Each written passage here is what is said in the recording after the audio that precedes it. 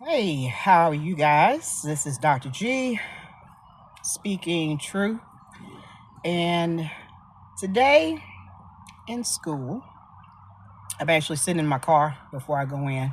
Just finished eating two cheese, bean, and rice burritos and enjoying it with a nice starry drink. My dog pretty much likes eating what I eat, so I want to eat in peace. Anyway, today in school, I had the opportunity to educate some students when it came to math, remediate some terms that they needed in a way that would help them understand what their regular math teachers teach them in their core class. At the end of the day, I was summoned to go and help a substitute teacher with the class. The regular teacher was out, and in that class that I was helping sub, I had to pretty much take charge because end of the day the kids are rowdy. And I pretty much did what I needed to do, got the kids dismissed according to buses. We have this link where a principal or assistant principal types out the information and then we address it to the students and we have them go out in that fashion due to security reasons. Very smart, very smart idea that was implemented. And then when it was time to leave, I had a conversation with one of my coworkers, and she's just as precious as you can be, really small, tiny little lady. And we were talking, and she was telling me how the substitute teacher apparently didn't want her help. And I just kind of scratched my head and I said, well, I don't know what she was thinking about, but with our students here at the school, any help is better than nothing.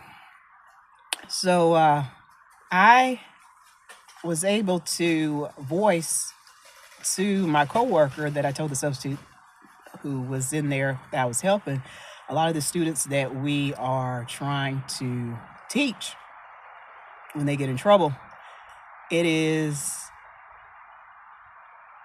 always dealing with the student. And I honestly believe it's a bigger problem when we constantly discipline the student and not look at the bigger picture. We're really not solving the problem. So let me break it down to you. I am talking about holding parents accountable for their child's actions.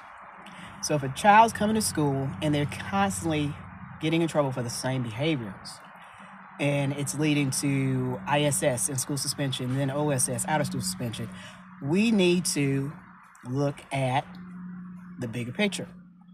That child cutting up, acting up, being defiant is a symptom of what is going on in the home. I tell a lot of the students I teach when they act up, you are a reflection of what goes on in your home. And they look at me as if I'm speaking a foreign language. But what really does need to happen in this day and time, we need to not just discipline our students when they act up and it's a constant behavior. We need to look at the whole picture, the family dynamic, holding parents accountable. How do we do that? Well, when the child starts getting in trouble and it starts leading to the law, as in they breaking the law, we need to make sure that parents are being hauled into the courthouse and making sure that we're asking for them to take parenting classes. We also need to be asking for the parent to receive any kind of therapy or counseling if there's a lack of resources. We need to make sure that these things are implemented. That way, it would reduce so many times, or maybe no time at all, as far as the student getting in trouble. We having to call and, you know, getting the ball rolling. But some things really do need to change because, suspending a child as often as a person likes to a shopaholic. It really, it's not doing any good. We need to hold parents accountable. We need to make sure that if we are addressing that child, we're addressing the parent, and the parents need the consequences as well, because you are responsible for that child. You're responsible for how that child acts, how they dress, everything. Their full well-being. They're your child. So why not be held accountable and responsible? So anyway, I said my 2 cents. Love you. Until next time.